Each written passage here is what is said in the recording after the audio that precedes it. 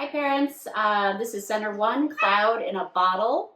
I'm just going to tell you real briefly how to go through this. It's an experiment, so there's just a little bit more to it. You want to start talking to the kids about what a cloud is and how a cloud forms when moist, warm air cools below a critical temperature called the dew point, at which point the air is so saturated with water it can't hold anymore, and it creates this cloud. So the experiment is making a cloud. You have your 1 liter bottle or 1.5 liter bottle. You want to get hot water from somewhere in the school. We'll have thermoses or this provided for you. Fill that up. Might want to have a funnel or something because it's a little hard to pour in there. You want to get about 3 inches of hot water in there. You put the lid on and you want to shake it vigorously for about 1 minute. That helps to disperse all of the water particles.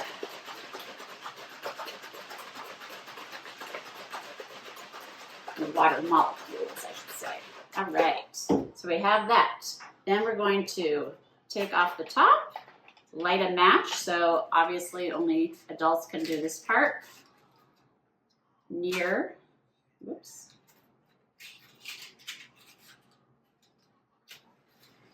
Light near, let it burn for about 2 seconds.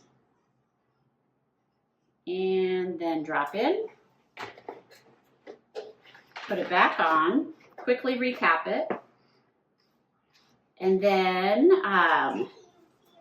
you're going to lay it on its side, set this here, and you're going to squeeze a couple times and put the black behind it so you can see the actual cloud being formed. You see?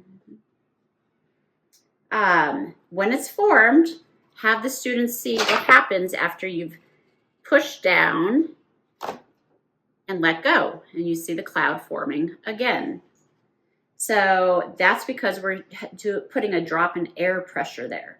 The squeeze represents the warming that occurs in the atmosphere, and the release represents the cooling that occurs as the air rises.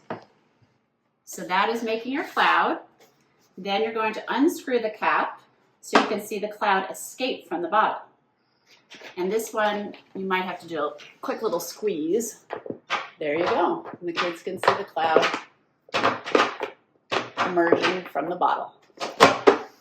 And that's the end of that experiment. Then you can move on to the second part, which is looking at the cloud maps. There's cloud map A, cloud map B. Look at the first one and you can see the direction that the clouds are moving across the United States in map B.